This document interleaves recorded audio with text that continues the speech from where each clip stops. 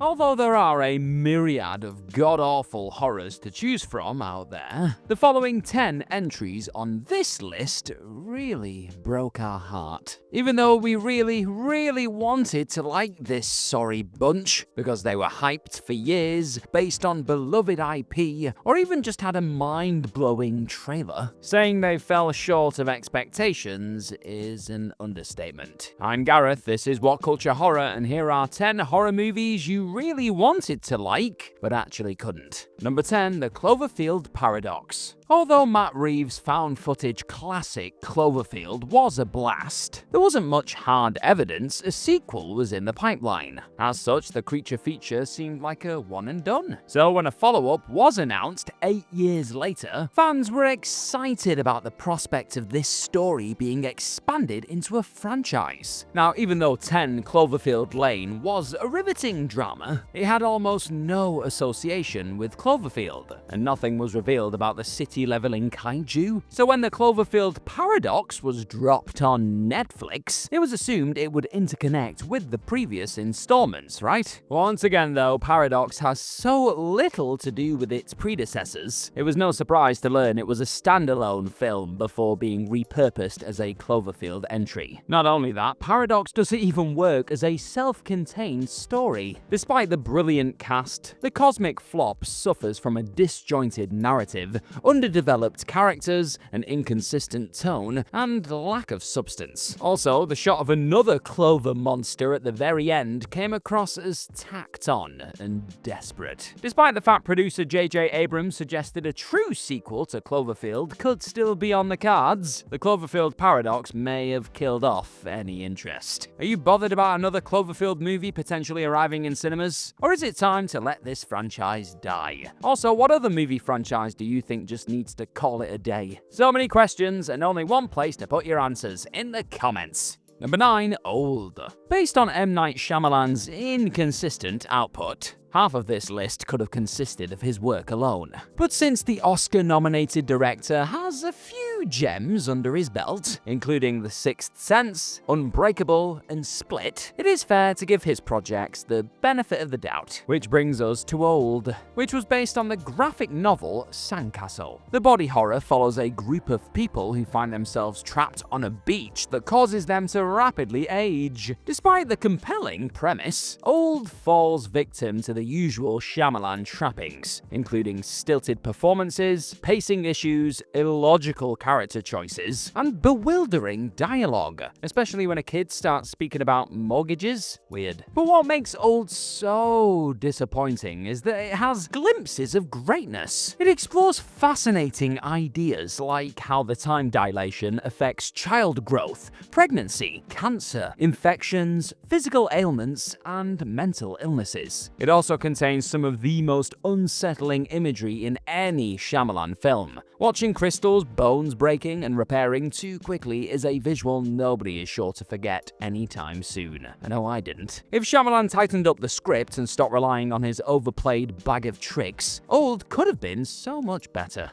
Number 8, Bird Box Barcelona. Bird Box is set in a post-apocalyptic world where people are compelled to take their lives if they make eye contact with interdimensional monsters. Despite receiving mixed reviews, the adaptation of Josh Malerman's novel was a global phenomenon, becoming the most watched Netflix feature within a month. However, the sci-fi drama left many questions unanswered, mainly involving the creature's origins. So when a spin-off called Bird Box Barcelona was announced 6 years later, it was hoped that this follow-up would expand on the lore. But Barcelona offers nothing new, folks. Instead, it follows a similar structure as the previous entry, but with less emotional depth or suspense. Even though the jumps between timelines and perspectives should give the audience a better understanding of what's going on, the overarching narrative is needlessly confusing. Rather than having a relatable ensemble characters are introduced and killed off soon after, making it hard to invest in anyone emotionally. Now, to Barcelona's credit, it puts more focus on the people unaffected by the entities, which was only touched upon in Bird Box. However, nothing new is learned about the so-called seers, so this subplot seems a bit pointless, really. Although Barcelona could have spawned a franchise, it just didn't do anything the original hadn't already covered.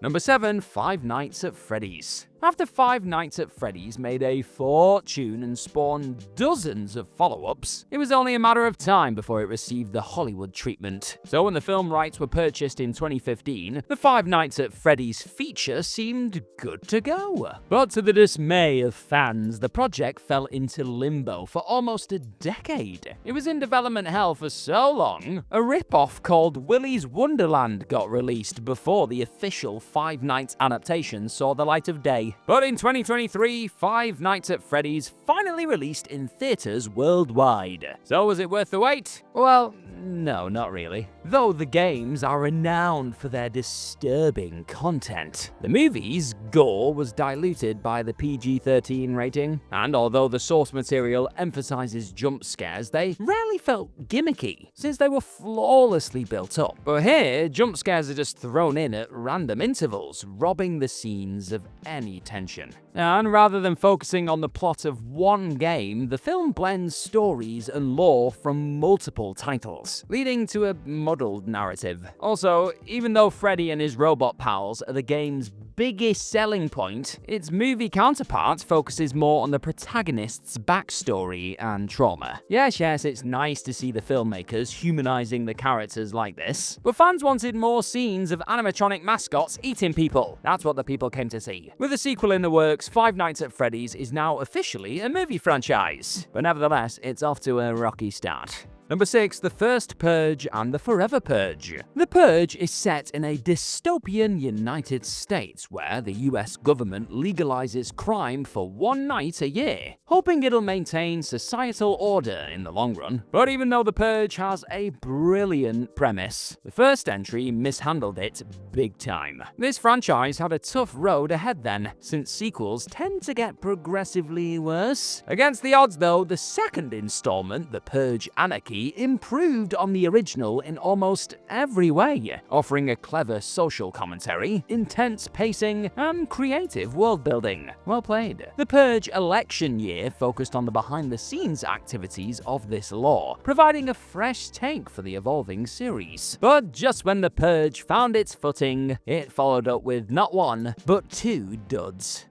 The First Purge relies on every horror cliche imaginable and is rife with heavy-handed messages. And the Forever Purge was so formulaic, it seemed the filmmakers had just exhausted all their best ideas. Although it's frustrating to watch any IP go downhill, it was all the more disappointing for The Purge since it seemed to somehow recover from the underwhelming original, only to plummet in quality soon after. What a shame. If you're finding this look at horror movies you really wanted to like quite interesting, then tap that subscribe button below and see more What Culture horror videos just like this one on your screen in the future.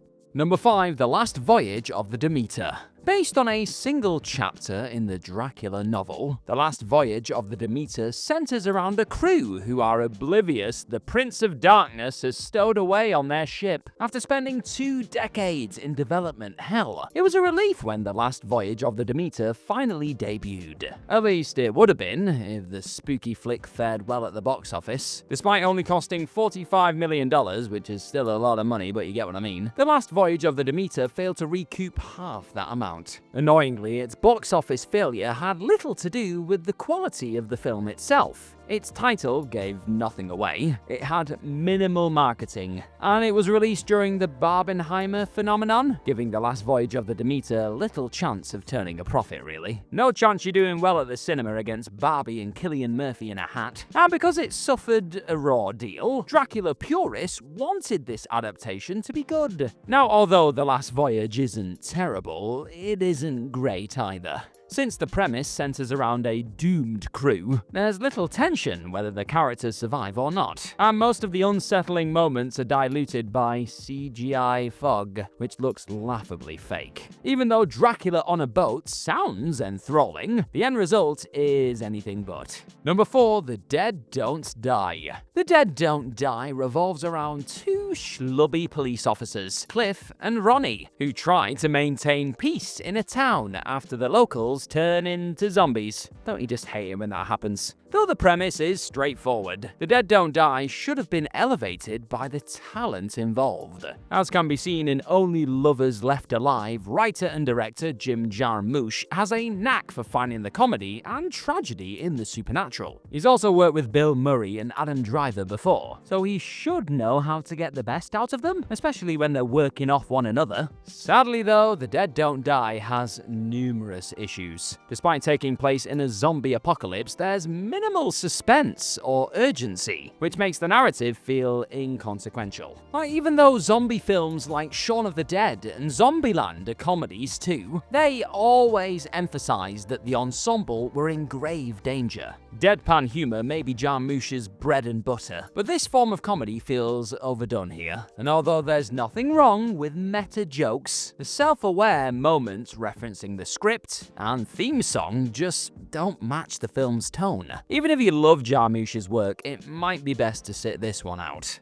Number 3, It Chapter 2. 1990s It has its cheesy moments, but that hasn't stopped the two-part miniseries developing a cult following, thanks to Tim Curry's gleeful performance as Pennywise the Clown. Yep, that used to haunt my nightmares right there. Curry's depiction is so iconic, it was hard to imagine anyone else doing the role justice. And yet, Bill Skarsgård knocked it out of the park in 2017's It. Obviously, Skarsgård was the standout, but virtually every aspect of this adaptation was applauded, including the child actors, the creative visuals, and effective jump scares. And as a result, anticipation for the sequel was sky high. Unfortunately, It Chapter 2 just didn't come together. Though it was nice to see the young actors return, they had become noticeably older since the previous movie. The filmmakers tried disguising this fact by artificially de-aging the kids' voices, which was extremely distracting. And although each of Pennywise's appearances in It had a narrative purpose, there are times in the sequel where he's just thrown in for the sake of it, sometimes killing a character with no connection to the ensemble. Though It found a balance between horror and humor, it's a bit messy this time around.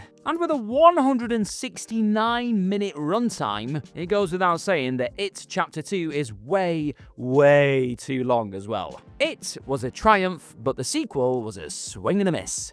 Number 2, Slender Man. In hindsight, it is surreal how swiftly Slender Man took the world by storm. Initially created in a Something Awful forum post in 2009, the faceless horror took on a life of its own, spawning a slew of merchandise, short films, and video games. So when it was announced that the dapper entity was making his way to the big screen, it looked like Slender Man's popularity was about to peak. If the Paranormal Fright Fest was a hit, it could open the gates for other creepypastas getting adapted to film. Too bad Slender Man was an outright disaster. In a nutshell, this failed adaptation completely misses the point of what made the mysterious figure unnerving in the first place. Slender Man's power lies in his suggestibility, subtlety, and mystery. Sadly, but not surprisingly, this movie discards this concept, turning the titular villain into a generic boogeyman. Yay. Coupled with the glacial pacing, derivative writing, cheap jump scares, and sanitized violence, there's just nothing redeemable about this clunker. And not only did this abomination fail to capture the spirit of the IP, it tailed the creepypasta medium, meaning movie studios are less likely to greenlight a similar story in the future.